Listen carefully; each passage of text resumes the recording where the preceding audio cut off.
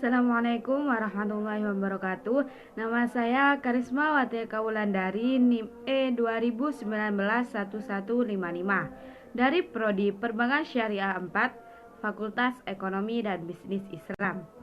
Di sini saya akan menanggapi video dari dosen saya, Pak Abdul Wadud Nafis, LCMEI, tentang kebijakan fiskal dalam perspektif ekonomi Islam. Pertama, yaitu tentang apa sih kebijakan fiskal itu? Kebijakan fiskal adalah kebijakan penyesuaian di bidang pengeluaran dan penerimaan pemerintah untuk memperbaiki keadaan ekonomi.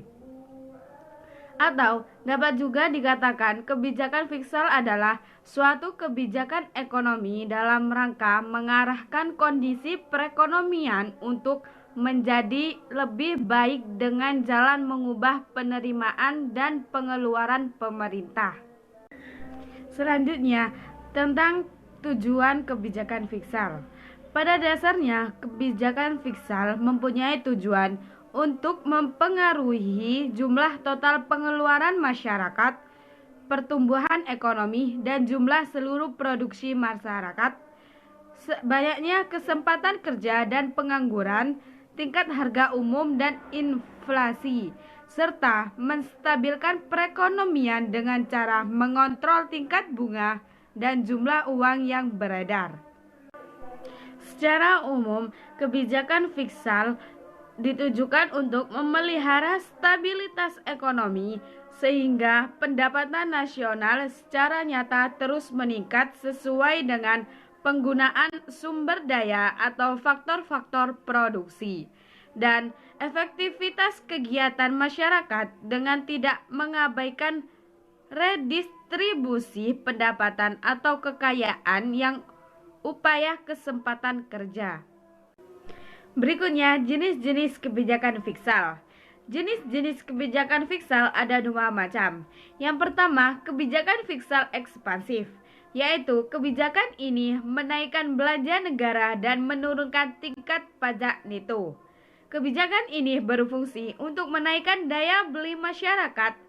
Kebijakan fiskal ekspansif dilakukan pada saat perekonomian mengalami resesi atau depresi dan pengangguran yang tinggi. Yang kedua, kebijakan fiskal kontraktif, yaitu suatu kebijakan dengan menurunkan belanja negara dan menaikkan tingkat pajak.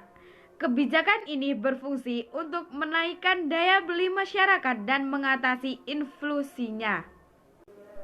Secara teoris dikenal 4 jenis kebijakan fiskal, yaitu yang pertama, kebijakan anggaran pembiayaan fungsional, yaitu kebijakan yang mengatur pengeluaran pemerintah dengan melihat berbagai akibat tidak langsung terhadap pendapatan nasional dan bertujuan untuk meningkatkan kesempatan kerja.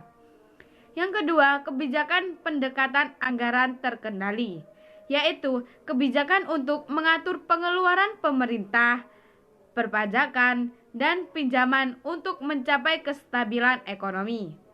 Yang ketiga, kebijakan kestabilan anggaran, yaitu kebijakan yang mengatur pengeluaran pemerintah dengan melihat besarnya biaya dan manfaat dari berbagai program.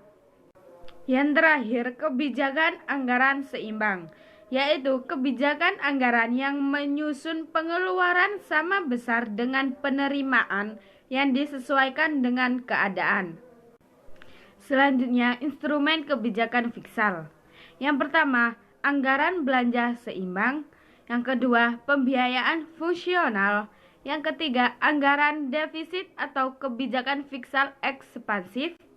Yang keempat, anggaran surplus atau kebijakan fiskal kontraktif. Yang kelima, stabilitas anggaran otomatis.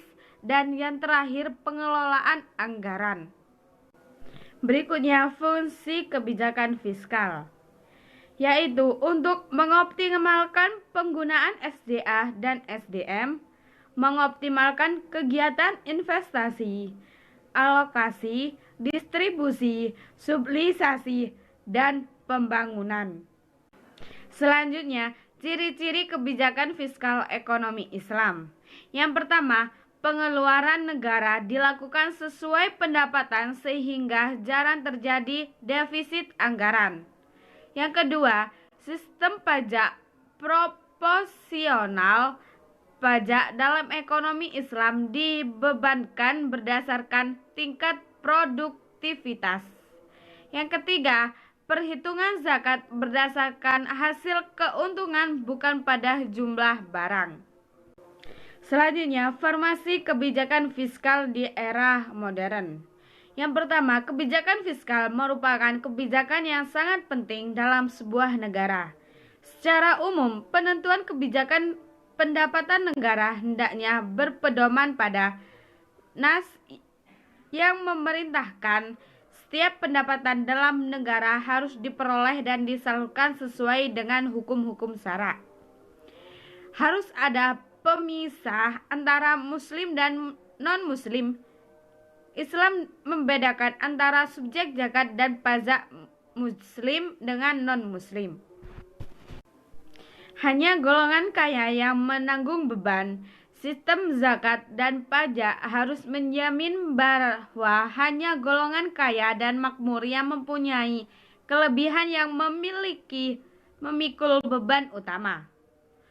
Adanya tuntunan kemaslahatan umum. Kemaslahatan umum mesti didahulukan untuk mencegah kemudaratan. Atas dasar tuntunan umum inilah negara boleh mengadakan suatu jenis pendapatan tambahan. Sekian dari saya. Bila ada kurang dan salahnya, mohon maaf yang sebesar-besarnya.